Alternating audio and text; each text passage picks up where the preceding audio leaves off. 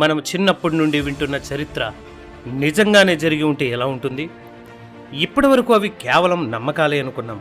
కానీ అకస్మాత్తుగా కొన్ని ఆధారాలు బయటపడితే, ఇటీవల వెలుగులోకి వస్తున్న కొన్ని విషయాలను చూసినప్పుడు మనకు ఒక సందేహం వస్తుంది.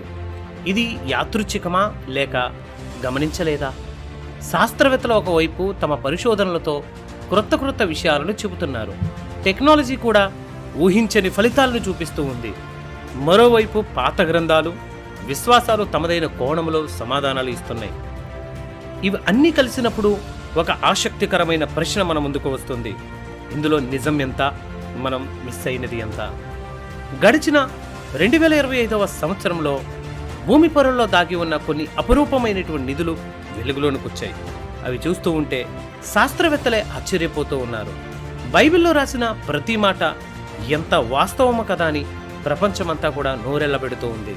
ఈరోజు మనం ఆ టాప్ 10 అద్భుతమైన ఆవిష్కరణలను గురించి చాలా వివరంగా మాట్లాడుకుందాం.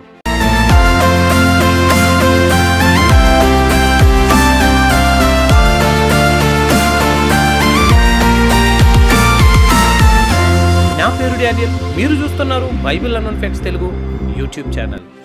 యెరూషలేములో అస్సూరు రాజు రాసినటువంటి లేఖ. మొదటిగా మనం అక్టోబర్ 2025లో జరిగిన సంఘటన గురించి మాట్లాడుకుందాం. యెరూషలేము పాత నగరంలో త్రవ్వకాలు జరుగుతున్నప్పుడు ఒక చిన్న మట్టి పాత్ర మొక్క దొరికింది. మనం ఇంట్లో పగిలిపోయిన కొండ పెంకులను పారేస్తాం కదా, కానీ పురావస్తు శాస్త్రవేత్తలకు అది ఒక నిధి. ఎందుకంటే దాని మీద అప్పట్లో అస్సీరియా రాజు యోధా దేశపు రాజుకు పంపిన ఒక లేఖ రాయబడి ఉంది. ఆ లేఖలో ఏముందో తెలుసా? నీవు నాకు కట్టాల్సిన పన్నును త్వరగా పంపించు, లేదంటే పరిణామాలు చాలా తీవ్రంగా ఉంటాయి అని ఒక హెచ్చరిక ఉంది. ఒక్కసారి ఆలోచించండి. ఇది చదువుతుంటే మనకు బైబిల్లోని రాజుల 2వ గ్రంథం 18వ అధ్యాయం 7వ వచనం గుర్తుకు రావడం లేదు? అక్కడ హిజ్కియా రాజు గురించి చెబుతూ ఆయన అస్సూరు రాజుకు సేవ చేయక ఆయన మీద తిరుగుబాటు చేశాడని ఉంది. ఆ తిరుగుబాటుకు ప్రతిఫలంగానే అస్సీరియా రాజు ఇలాంటి బెదిరింపు లేఖలు పంపాడన్నమాట. వేల ఏళ్ల క్రితం జరిగిన ఆ గొడవకు, ఆ రాజకీయ ఒత్తిడికి ఒక చిన్న పెంకు సజీవ సాక్ష్యం. బైబిల్ ఎంత ప్రాక్టికల్ హిస్టరీని చెబుతుందో దీని ద్వారా మనకు అర్థమవుతుంది. ఫ్యాక్ట్ నెంబర్ 2, రాజైన యోవాసు కాలం నాటి భారీ ఆనకట్ట. ఆగస్టు 2025లో బయటపడిన ఒక భారీ కట్టడం. యెరూషలేములోని సిలోయిము కోనేరు అంటే మనందరికీ తెలుసు కదా. యేసు ప్రభు ఒక గుడ్డివానికి అక్కడ తన కళ్ళు కడుక్కోమని పంపారు. ఆ ప్రాంతంలో త్రవ్వకాలు జరుగుతున్నప్పుడు 2800 ఏళ్ల నాటి ఒక భారీ గోడ లాంటి ఆనకట్ట బయటపడింది. దీనిని డ్యామ్ అని చెప్పొచ్చు. శాస్త్రవేత్తలు దాన్ని పరిశీలించి ఏం చెప్పారంటే, అప్పట్లో యెరూషలేములో కరువు పరిస్థితిలో ఉన్నప్పుడు వర్షపు నీటిని వృధా చేయకుండా దాచుకోవడానికి యోవాసు రాజు ఈ భారీ ఆనకట్టను కట్టించాడు. బైబిల్లో మనం యోవాసు రాజు గురించి చదివినప్పుడు ఆయన దేవుని మందిరాన్ని బాగు చేయించడమే కాకుండా పట్టణంలోని కట్టడాల మీద కూడా దృష్టి పెట్టినట్లు మనకు తెలుస్తుంది. ఆ రోజుల్లోనే అంతటి సివిల్ ఇంజనీరింగ్ టెక్నాలజీ వాడడం నిజంగా అద్భుతం. మన పూర్వీకులు ఎంత దూరదృష్టి గలవారో దీని ద్వారా మనకు తెలుస్తుంది. ఫ్యాక్ట్ నెంబర్ 3, దానియేలు గ్రంథం. ఏఐ ఇచ్చిన షాకింగ్ రిపోర్ట్. 2025 సంవత్సరంలో శాస్త్రవేత్తలు ఒక ఏఐ ప్రోగ్రామ్ను తయారు చేశారు. దానికి ఏనోక్ అని పేరు పెట్టారు. బైబిల్లో ఏనోక్ దేవునితో నడిచినట్లుగా చూస్తాము. ఈ ఏనోకే హానోకుగా మనం చూడొచ్చు. అలాగే ఈ ఏఐ కూడా పాతకాలపు రాతలతో ప్రయాణం చేసింది. ఈ ఏనోక్కు ఏం ట్రైనింగ్ ఇచ్చారో తెలుసా? 1000 రకాల పాత రాతల స్టైల్స్, అంటే హ్యాండ్ రైటింగ్ స్టైల్స్ మరియు కార్బన్ 14 ఫలితాలను దానికి నేర్పించారు. మనుషులు కళ్ళతో చూసి చెప్పలేని సూక్ష్మమైన తేడాలను కూడా ఈ ఏఐ కనిపెట్టగలదు. ఈ పరిశోధనలతో ఏం చేశారంటే, మృత సముద్రపు చుట్టలకు చెందిన 30 రకాల విభిన్నమైన ప్రతులను తీసుకున్నారు. అందులో 26 ప్రతులకు క్లియర్ రిజల్ట్స్ వచ్చాయి. ఫ్రెండ్స్, ఇక్కడ మీరు జాగ్రత్తగా వినాలి. ఈ ఏఐ ఏం తేల్చిందంటే, మనం ఇప్పటి వరకు ఏ కాలంలో ఈ ప్రతులు రాశారు అని అనుకుంటున్నామో వాటిలో దాదాపు 33%, అంటే 1/3 ప్రతులు మనం అనుకున్న దానికంటే చాలా ముందే వ్రాయబడ్డాయి.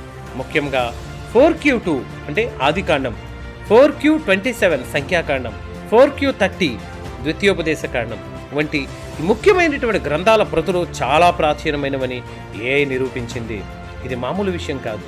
బైబిల్ గ్రంథం చాలా కాలం క్రిందటే ప్రజల చేతుల్లో ఉన్నాయని సైన్స్ ఒప్పుకుంటుంది. ఇప్పుడు మనం అసలు మ్యాటర్కి వద్దాం. దానియేలు గ్రంథం మీద విమర్శకులు చేసే ప్రధాన దాడి ఏంటంటే, దానియేలు గ్రంథం క్రీస్తుపూర్వం 165 లేదా 160 ప్రాంతంలో రాయబడింది అని. అంటే అలెగ్జాండర్ ది గ్రేట్ వచ్చిన తర్వాత రాజుల కాలంలో అప్పుడున్నటువంటి పరిస్థితులను చూసి ఎవరో రాసారే తప్ప అది దేవుని ప్రవచనం కాదని వారి వాదన. కానీ ఈ ఏఐ పరిశోధనలో 4Q114 అనే దానియేలు గ్రంథపు ప్రతిని పరీక్షించినప్పుడు ఏం తెలిసిందో తెలుసా? రేడియో కార్బన్ డేటింగ్ మరియు ఏఐ అంటే ఎనోక్ రిపోర్టు ప్రకారం ఇది క్రీస్తుపూర్వం 230 నుండి 160 మధ్య కాలానికి చెందింది. ముఖ్యంగా అది క్రీస్తుపూర్వం 2వ లేదా 3వ శతాబ్దానికి చెంది ఉండవచ్చని తేల్చింది. ఫ్యాక్ట్ నెంబర్ 4, మెగిద్దోలో ఐగుప్తు సైన్యం యొక్క ఆనవాళ్లు. 2025 మార్చి నెలలో వచ్చినటువంటి ఒక రిపోర్టు ప్రకారం మెగిద్దోలో జరిగినటువంటి ఒక అద్భుతమైనటువంటి త్రవ్వకం గురించి ఇప్పుడు తెలుసుకుందాం. అక్కడ క్రీస్తుపూర్వం 7వ శతాబ్దానికి చెందిన ఈజిప్ట్ మరియు గ్రీకు దేశపు పాత మట్టి పాత్రలు కుప్పలుగా దొరికాయి. ఇది మనకెందుకు అని అనుకుంటే బైబిల్లో 2వ రాజుల గ్రంథం 23వ అధ్యాయం 29 ప్రకారము ఐగుప్తు రాజు అయినటువంటి ఫరోనెకో యుద్ధానికి వెళుతున్నప్పుడు మన రాజైన ఇషియాను ఎదుర్కొంటాడు. ఆ యుద్ధం సరిగ్గా మెగిద్దోలోనే జరిగింది. ఇప్పుడు అక్కడ దొరికినటువంటి పాత్రలు ఆ రాజు ఆనాడు ఫరోనెకో సైన్యం వాడి వదిలేసినటువంటివని శాస్త్రవేత్తలు నిర్ధారించారు. ఇక్కడ ఇంకో గమ్మత్తైన విషయం ఏంటంటే అక్కడ గ్రీకు పాత్రలు కూడా దొరికాయి. ఐగుప్తు సైన్యంలో గ్రీకు కిరాయి సైనికులు కూడా ఉన్నారని ఇర్మియా గ్రంథం 46:9లో ముందే రాసి ఉంది. అంటే బైబిల్ చెప్పిన ఆ యుద్ధం, అందులో పాల్గొన్న సైనికులు అంత అక్షరాల నిజమని ఈ మట్టి పాత్రల సాక్ష్యం చెబుతున్నాయి. భూమిలో దొరికే చిన్న పెంకు కూడా దేవుని వాక్యం సత్యమని చాటుతూ ఉంది. ఫ్యాక్ట్ నెంబర్ 5, బైబిల్ పేరున్న మట్టి ముద్ర. ఇప్పుడు మనం ఎవరికైనా లెటర్ రాసినా లేదా మెసేజ్ పంపినా క్రింద మన పేరు రాస్తాం కదా. మరి 2700 సంవత్సరాల క్రితం అంటే పేపర్లో పెన్నులు లేని కాలంలో ఒక ముఖ్యమైన డాక్యుమెంట్ను పంపిస్తే అది ఎవరి దగ్గర నుండి వచ్చిందో అని ఎలా తెలిసేదో తెలుసా? అప్పట్లో వాళ్ళు ఒక వింతైన పద్ధతిని వాడేవారు. ఒక దారం చుట్టిన చర్మపు కాగితం మీద మెత్తటి మట్టి ముద్దను పెట్టి దాని మీద ఒక రింగుతో లేదా ముద్రతో బలంగా నొక్కేవారు. ఆ మట్టి ఎండిపోయాక దాని మీద పేరు కనిపిస్తుంది. దీన్ని పురావస్తు శాస్త్రంలో బుల్లా అంటారు. యెరూషలేంలో టెంపుల్ మౌంట్ దగ్గర త్రవ్వినటువంటి మట్టిని జల్లెడ పడుతూ ఉండగా శాస్త్రవేత్తలకు సరిగ్గా క్రీస్తుపూర్వం 7 లేదా 6వ శతాబ్దానికి చెందిన ఒక చిన్న మట్టి ముద్ర దొరికింది. దాని మీద పాత అక్షరాలతో ఒక పేరు రాసి ఉంది. అదేంటో తెలుసా? ఆషాయాహు కుమారుడైనటువంటి యెహోయాదాకు చెందినది అని ఉంది. ఇక్కడ అసలైనటువంటి మ్యాటర్ ఏంటంటే ఈ ఆసాయాహు అనే పేరు మన బైబిల్ గ్రంథంలో ఉంది. రాజైన యెషయా దగ్గర పనిచేసిన ఒక నమ్మకమైనటువంటి అధికారి పేరే ఆషాయా. మీరు 2వ రాజుల గ్రంథం 22వ అధ్యాయం 12వ వచనంలో, 2వ దినవృత్తాంతాల గ్రంథం 34వ అధ్యాయం 20వ వచనంలో చూస్తే యెషయా రాజు దగ్గర ధర్మశాస్త్ర గ్రంథం దొరికినప్పుడు దానిని చదివి వినిపించమని పంపిన ముఖ్యులలో ఆషాయా ఒకరు. మీకు ఒక డౌట్ రావచ్చు, బైబిల్లో ఆషాయాను ఉంది కదా, ముద్ర మీద ఆసాయాహు అని ఉంది కదా అని. ఫ్రెండ్స్, అప్పట్లో పేర్ల చివర యా అని పిలవడం ఒక పద్ధతి, గౌరవంగా యాహు అని పిలవడం ఇంకో పద్ధతి. అంటే మన ఊర్లో రాముని రామారావు అని పిలిచినట్లు అన్నమాట. ఆ కాలంలో ఈ 2 పేర్లు ఒక్కరివే.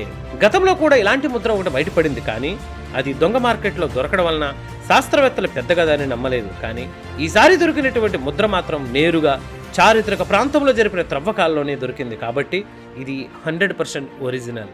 ఇది ఖచ్చితంగా ఆ అధికారిదేని మనం గ్యారెంటీగా చెప్పలేకపోయినా ఒకటి మాత్రం నిజం, రాజైన యెషయా కాలంలో ఆసాయాహు అనే వ్యక్తి ఉండేవాడు. వాళ్ళు కేవలం పదవుల్లోనే ఉండేవారని ఈ చిన్న మట్టి ముక్క నిరూపిస్తుంది. ఫ్యాక్ట్ నెంబర్ 6, యేసుక్రీస్తు సమాధి కింద పాత తోట ఆనవాళ్లు. ఇది చాలా ఎమోషనల్ అండ్ ఇంపార్టెంట్ విషయం. యెరూషలేములోని హోలీ సెపల్చర్ చర్చి అంటే యేసు ప్రభువును సమాధి చేసిన చోట కట్టబడిన చర్చి. మార్చి 2025లో ఆ చర్చి క్రింద త్రవ్వకాలు జరిగినప్పుడు అక్కడ ఒక పెద్ద ద్రాక్ష తోటలు, ఒలివ చెట్లు ఉండేవని శాస్త్రవేత్తలు కనిపెట్టారు. దీనిని ఎలా కనిపెట్టారో తెలుసా? పోలెన్ అనాలిసిస్ ద్వారా. అంటే వేల ఏళ్ల నాటి పుప్పొడి రేణువులను పరిశీలించి అక్కడ ఎలాంటి మొక్కలు ఉండేవో చెబుతారు. బైబిల్లో యోహాను సువార్త 19వ అధ్యాయం 41లో చాలా స్పష్టంగా ఉంది, ఆయన సిలువ వేయబడినటువంటి స్థలములో ఒక తోట ఉండెను, ఆ తోటలో ఎన్నడూనూ ఎవడునూ ఉంచబడిన క్రొత్త సమాధి ఒకటి ఉండెను అని. ఈరోజు సైన్స్ కూడా అదే చెబుతుంది. అవును, అది ఒకప్పుడు తోట అని బైబిల్ చెప్పిన చిన్న డీటెయిల్ కూడా ఎంత ఖచ్చితంగా ఉందో చూడండి. ఫ్యాక్ట్ నెంబర్ 7, దావీదుపురంలో ఆరాధన స్థలం. జనవరి 2025లో సిటీ ఆఫ్ డేవిడ్ తూర్పు వైపున 8 గదులున్నటువంటి ఒక పాత కట్టడం బయటపడింది. పరిశోధకులు దీన్ని చూసి ఒక పురాతన ఆరాధన స్థలమని గుర్తించారు. రాజైన దావీదు నిబంధన మందసాన్ని యెరూషలేముకు తీసుకుని వచ్చినప్పుడు దేవాలయం కట్టక ముందు ఆయన వేసిన తాత్కాలిక గుడారము అంటే ట్యాబర్నికల్ ఇక్కడే ఉండవచ్చునని శాస్త్రవేత్తలు చెబుతున్నారు. మన దేవుడు తన ప్రజల మధ్య నివసించడానికి ఇష్టపడేవాడని చెప్పడానికి ఇది ఒక ఉదాహరణ, గొప్ప గుర్తు. ఫ్యాక్ట్ నెంబర్ 8, యెరికోలో మోయాబీయుల అక్షరాలు. యెరికో అనగానే మనకు గోడలు కూలిపోయిన కథ గుర్తొస్తుంది. అయితే జూలై 2025లో యెరికో శిథిలాల మీద మోయాబీల భాషలో రాయబడిన అక్షరాలు దొరికాయి. ఇది ఎందుకంత ఇంపార్టెంట్ అంటే బైబిల్ గ్రంథంలో న్యాయాధిపతుల గ్రంథం 3వ అధ్యాయంలో మోయాబు రాజు అయినటువంటి ఎగ్లోను యెరికోను ఆక్రమించుకున్నట్లు ఉంది. ఒకప్పుడు ఇజ్రాయేలీల పట్టణాన్ని మోయాబీలు ఏలారు అని అనడానికి ఈ అక్షరాలు ఇప్పుడు సాక్ష్యంగా నిలిచాయి.